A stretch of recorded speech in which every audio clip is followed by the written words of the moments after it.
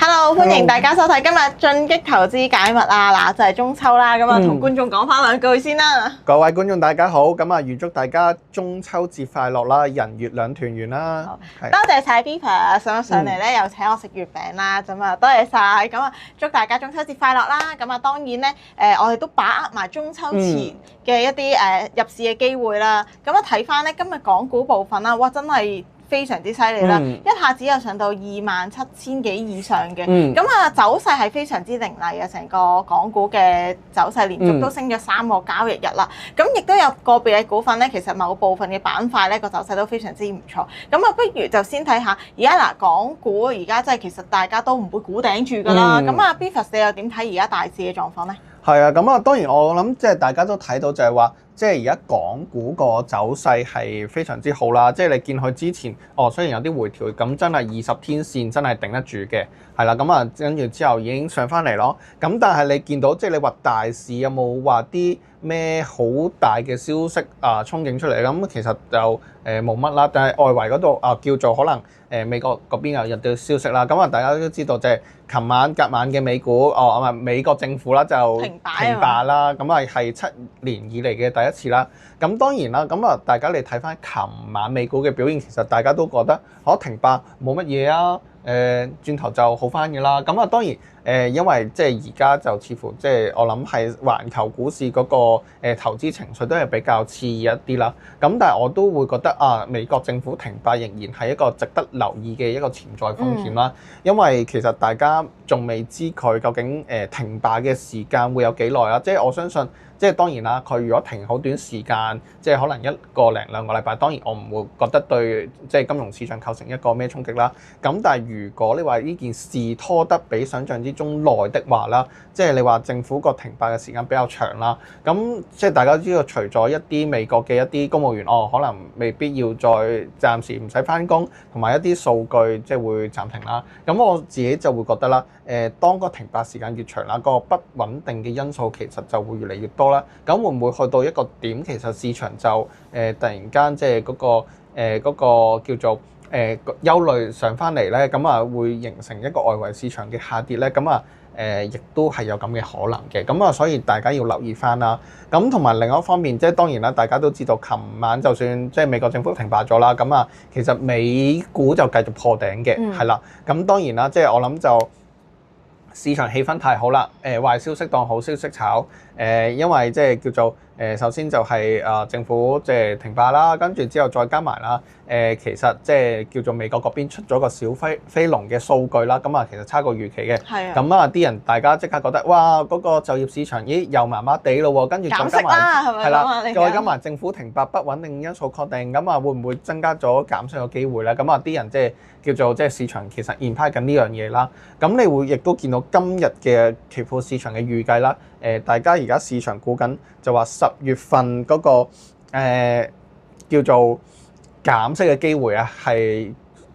接近99%嘅，係啦。咁啊，所以就形成到即係大家對於減息個預期又大咗啦。咁啊，呢個其實叫做大家琴日叫做美股做破頂，跟住之後連帶今日港股翻嚟，其實個情緒都幾好，係啦，98.9即係99%啦，係啦。咁即係市場基本上現派即係下個月係必定會減息咁樣啦，係啦。咁所以即係你話港股咁啊，至於講翻港股呢方面啦，咁啊當然頭先提過啦，咁啊大家都知道而家內地股市就今日開始休市啦，咁啊北水就停咗嘅，咁但係咧，我覺得就算北水停咗之餘啦，其實你見到今日個大市成交都有翻2200億啦，咁啊大概即係你話之前可能有北水嗰時就3000億，咁啊都即係我自己覺得喺冇北水嘅情況之下，即係嗰個成交都係合理嘅，係啦。咁但係我自己就會覺得港股有樣嘢咧，咁啊都值得留意下啦。咁啊大家其實如果有留意啦，咁其實今次啦係啦。今次你會見到啦，即係港股呢幾日個升勢啦，咁其實嗰個升嗰個行情係比較集中一啲嘅，即係大家都知，即係主要可能係升阿里巴巴啦，一啲芯片股啦，或者一啲快手啊，或者係叫做 Bilibili 呢一類嘅即係科技股或者增長型嘅股份啦。咁但係你相反啦，你會見到另外嘅一啲譬如可能之前係比較弱勢啲嘅一啲內卷比較嚴重嘅股份啦，或者甚至係叫做一啲中特股啊，即係中資金融股一啲油股，其實近期嘅表現都係比較差一啲嘅。咁我自己就會覺得啦，即係你話而家一啲芯片股或者一啲大型嘅科技股就扯咗上去啦。我自己覺得，如果個市要更健康地向上升的話啦，我相信頭先提到一啲內卷嘅行業啦，或者一啲中特股，其實係需要追下落後嘅，係啦。咁啊，所以我自己就會覺得，如果連嗰啲股份都升埋咧，咁啊你話港股啦，即係叫做向後市再向上突破嘅機會就會非常之高啦，係啦。咁同埋我諗另外，你話而家即係當然啦，即係當然11黃金週，大家可能嚟緊都會留意下，即係中國會出翻一啲11黃金週嘅一啲消費數據啦，咁啊大家可以留意下啦。咁但係你話10月份，我覺得另外仲有一個幾大嘅會議值得留意，就係四中全會就會舉行啦。咁當然啦，大家都知今年就係十四五規劃嘅最後一年啦，或者我哋叫收官啦。咁其實嚟緊好快，即係喺呢個10月份嘅會議度啦。相信中央亦都會開始提及一啲15規劃，即係新一個5年嘅規劃，究竟有啲咩叫做重點嘅政策方向啦。咁啊，大家亦都可能留意下，即係相信入邊都可能揾到一啲炒作嘅題材咁樣嘅，係啦。咁我自己就會覺得，即係你話10月尾嘅會議，亦都係即係港股值得留意嘅地方啦。好嗱，咁啊嗱，大家真係可以繼續留意住。但係嗱，而家港股去到咁樣破頂啦，我哋係咪都係睇住啲即係之前咧一直都係睇住啲移動平均線啊等等先去做一啲入市部署㗎嘛？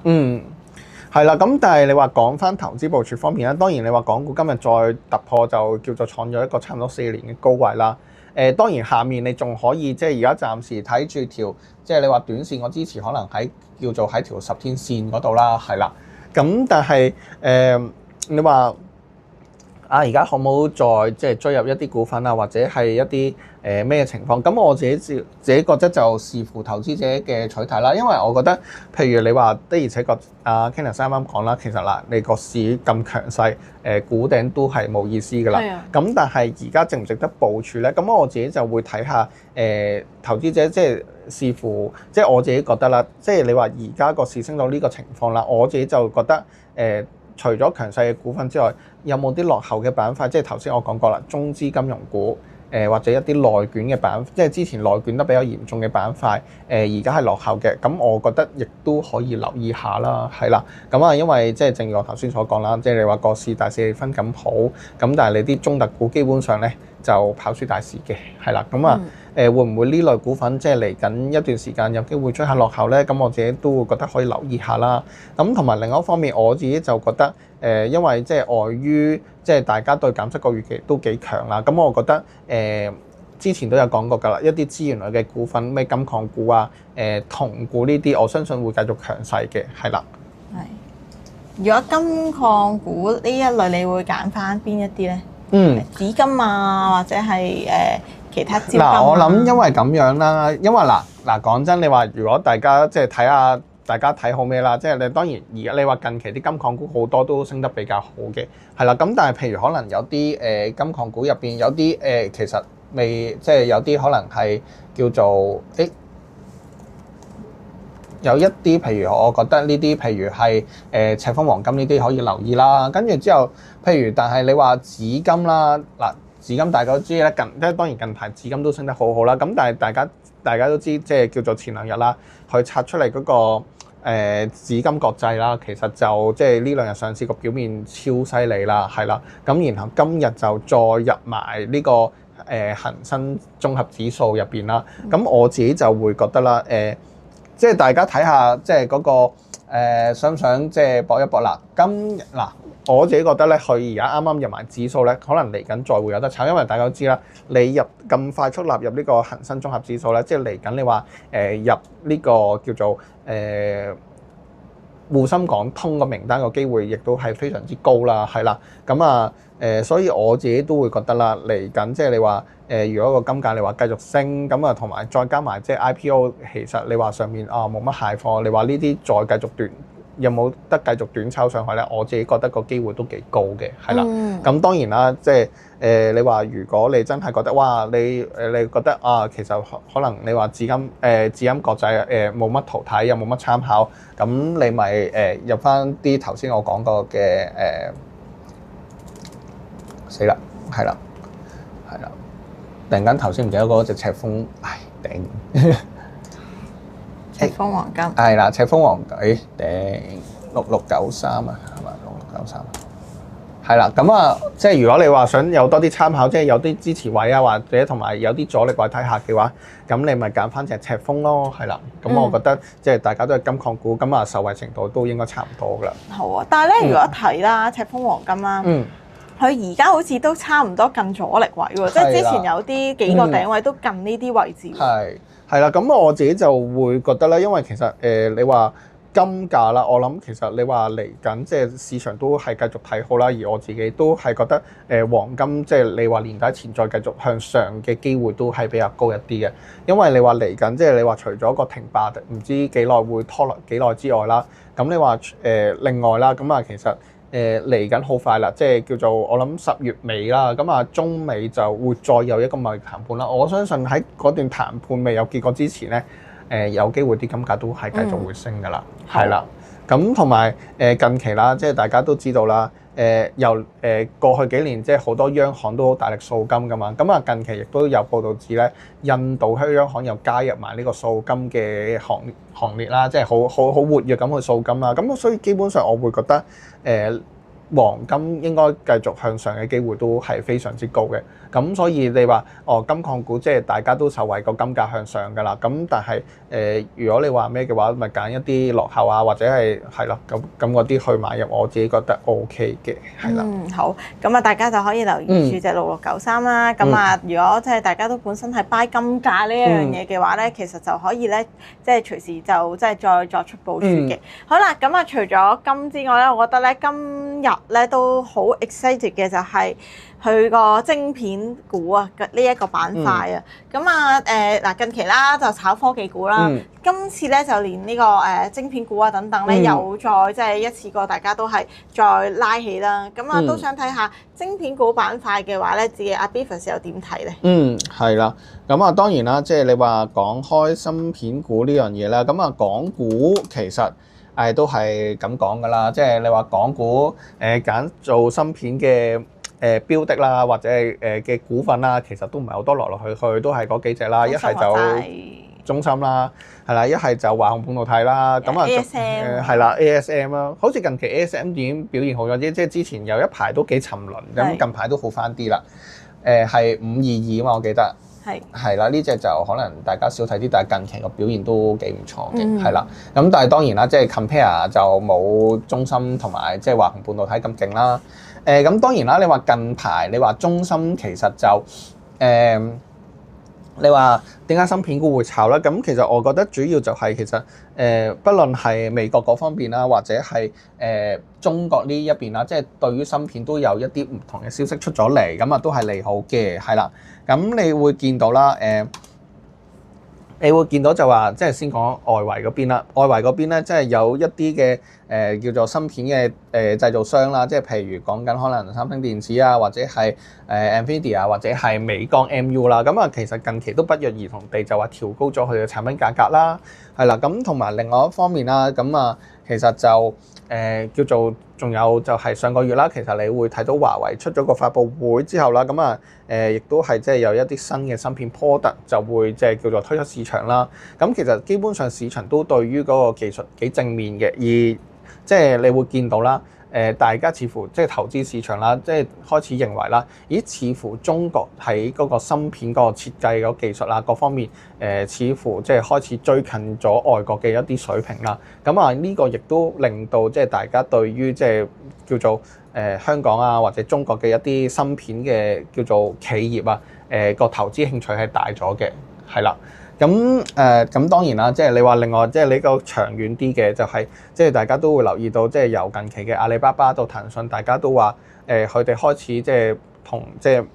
美國嘅 Mega 7差唔多啦，嚟緊都會投放好大量嘅金錢去投資一啲即係人工智能嘅基礎設施啦。咁啊，大家都知芯片亦都係其中一個好重要嘅一環啦，或者關鍵嘅一啲部分啦。咁啊，所以呢個令到大家對於嚟緊似乎中國對於即係芯片各方面嘅需求應該會越嚟越好喎。咁啊，所以再加埋市場個氣氛咁熾熱，咁啊令到啲資金就湧咗埋去啲芯片股嗰度啦。係啦，即係見到中芯今日就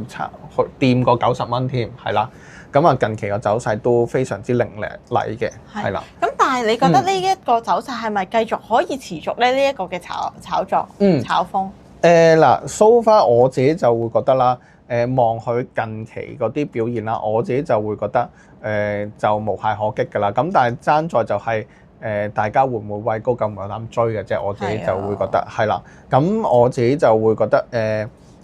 嗱，因為始終即係我諗同即係你話港股一樣啦。咁我相信其實大家上到嚟呢啲水平，即係大家即係其實對後市有咩睇法啦？咁我自己就會覺得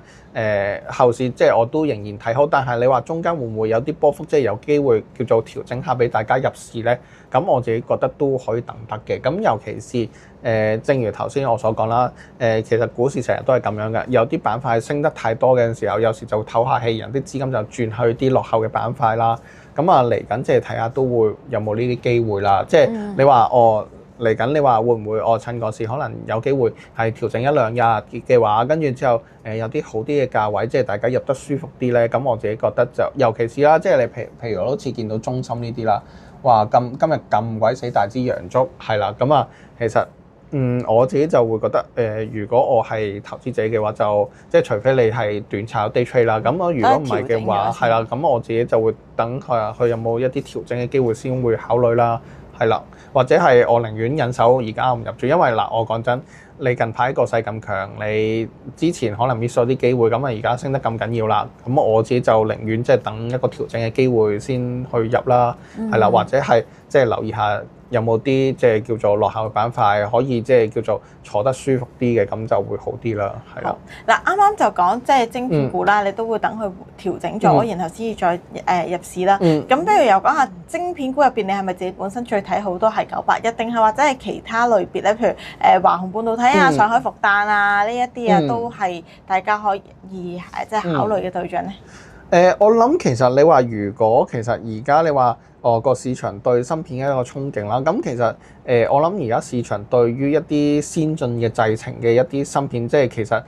我相信個需求會係嚟緊最大啦，或者係大家都知道，即係本身中芯同埋華虹半導體個分別就係中芯做嘅技術係相對比較 advanced 啲嘅，咁啊華虹半導體咧，佢哋嘅芯片個製程咧係即係近一啲，即係比較成熟啲嘅製程多啲嘅，咁所以你話如果大家嚟緊即係話即係一啲成日國產芯片應用喺人工智能啊各方面啦，我相信受惠的話咧，一定係中芯會比較高啲咯，係啦，咁就所以即係如果你從呢個 concept 去諗嘅話咧，咁我自己就會揀中芯多啲啦。咁但係大家都會見到，其實因為正如一開始啱啱講啦，香港咧揀芯片股咧又冇得揀嘅，即係唔係 A 就 B 係啦。你去到 C 嗰啲咧，咁啊都已經少人，即係頭先提過嘅上海復旦就已經好少人留意啦，係啦。咁所以就係啦，咁啊但係都升得好好嘅，係啦，都升嘅，係啦。咁但係即係揀嘅話，咁我自己都會覺得，即係都係一係981，一係1347，但係你話兩隻再揀，我就會都係981咯。好，咁啊，大家可以繼續留意住啦。咁啊，啱啱有就係一開頭嘅時候就講到啦，話揀翻啲想可能追翻落後嘅股份，你就提到係一啲中資金融股。咁有冇邊一啲係你自己本身睇開或者心水係呢一類呢一隻嘅中資金融股已經去到某啲嘅技術水平咧？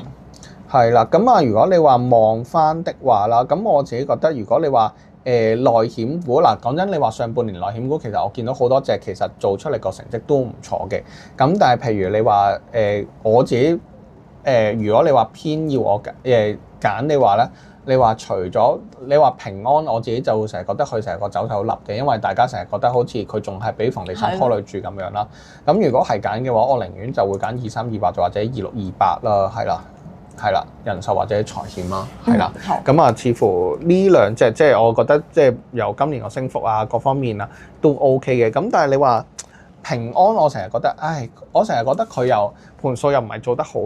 差，或者嗰個新業務增長都唔係話特別慢咁，但係你如果 compare 今年即係叫做 year to day 嘅一個 performance， 你就會見到佢嘅同業就係好多都跑贏平安嘅，係啦。咁但係我覺得冇計，我覺得大家可能始終對於佢可能最仲揸住一啲房地產投資就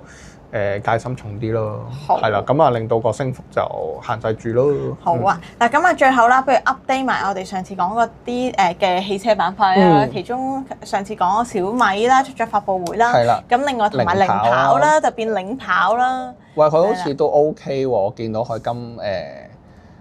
哎呀，係咪呢個 number？ 好零跑啊，9863。係啦，咁啊都還好啦，係啦，即係叫做個市升，佢都繼續升啦。跟住之後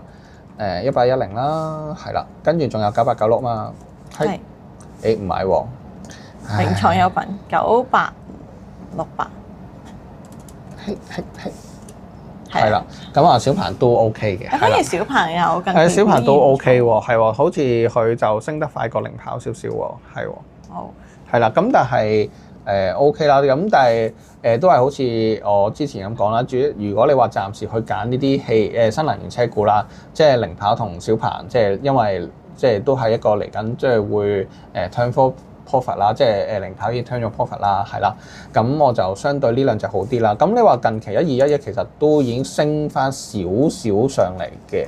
係啦，咁但係你會見到個走勢都明顯係偏落後。都同埋係下降軌咯，你都仲睇到佢都未做，即係都未突破到成個下降。係啦，咁樣咯，係啦。你都睇到可能2-3日啦，有冇睇係會唔會可以真係突破埋一啲重要嘅阻力位係嘛？咁但係相對你會見到就可能小鵬啊就會相對強勢比較多啲啦。好。咁啊，今日咧就唔該晒 Beavis 啦，仲有冇嘢其他都想同觀眾補充？好啊，都想問下咧，頭先講嘅股票有冇特別持有咧？今日講嘅股票我自己個人就冇持有嘅，咁但係頭先提過嘅阿里巴巴啦、比亞迪啦，咁我公司客戶就有持有，咁可能隨時作出買賣嘅。好，咁就下次進擊投資解密再同大家見面，中秋節快樂，拜拜。